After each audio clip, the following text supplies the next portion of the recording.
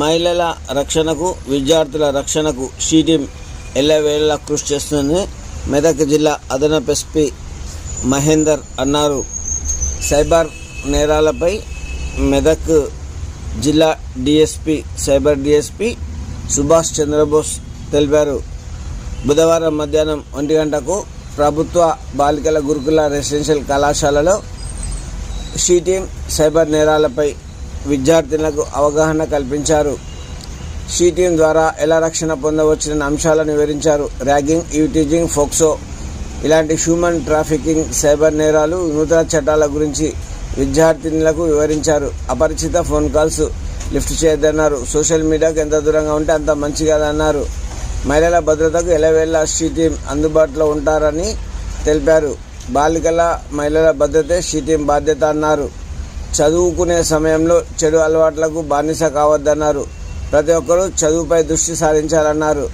మత్తు పదార్థాలపై అప్రమత్తంగా ఉండాలన్నారు.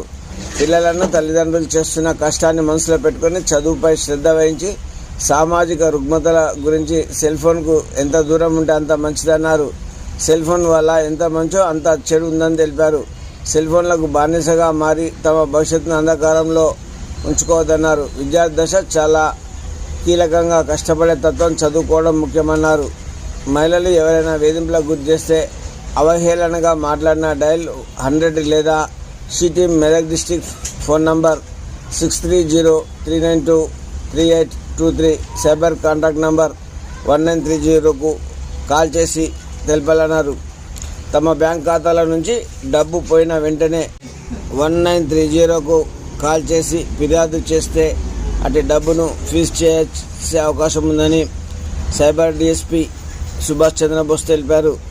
ఈ సమావేశంలో మెదక్ పట్టణ CI Nagaraj, town SI Vithal, she team సభ్యులు విజయ్, ప్రేమిల తదితరులు పాల్గొన్నారు.